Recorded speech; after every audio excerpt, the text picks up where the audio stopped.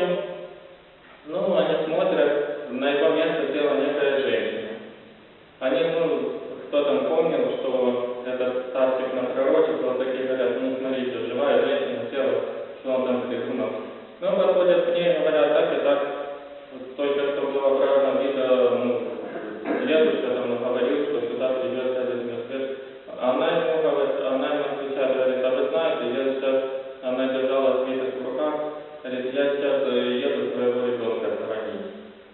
То есть даже, казалось бы, и они уже тогда все призадумались, действительно, поняли, что они не на том пути, на котором им надлежит быть, и после этого они уже, когда начали интересоваться, пошли сразу в храм, эти молодые люди. Они посмотрели икону, первое, что они увидели, когда зашли в храм, это вот этого старчика. То есть он был изображен, и это был Николай Угодник, просто он был в мирском обличии.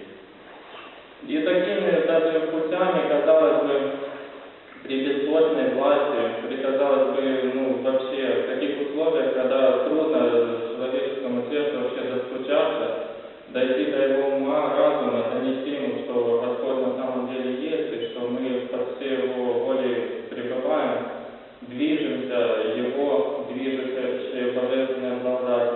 И тем не менее, святые угодники, даже вот такими, казалось бы, невозможными путями, они доносят истину.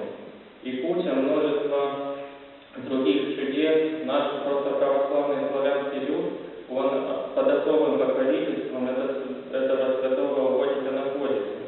И вы все, я думаю, знаете множество разных историй. И мой духовник Царством Небесное тоже рассказывал одну историю, он как-то зимой заблудился, тоже священник, он уже представился Царством Небесным.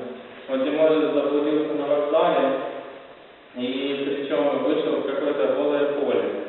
Вьюга, говорит, была неимоверная, просто в поселке каком-то заблудился, и он скорее возвращался или отбивал кого-то, и говорит, все, я уже понял, что я погибну, кругом ничего не видно, метель страшная, ночь, помощи просить не у кого. Говорит, я уже встал на колени, начал только Николаю Угоднику молиться, потому что он знал, что он особо покровительствует нашему православному народу.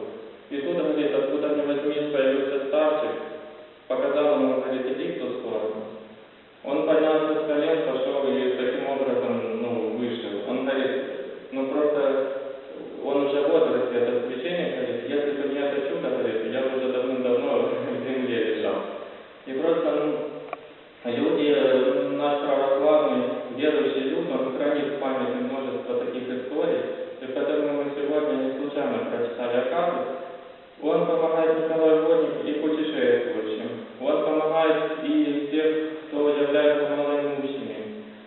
То есть надо постоянно в домашних молитвах и по возможности в храме обращаться за молитвенным предстательством. И тогда все наши просьбы,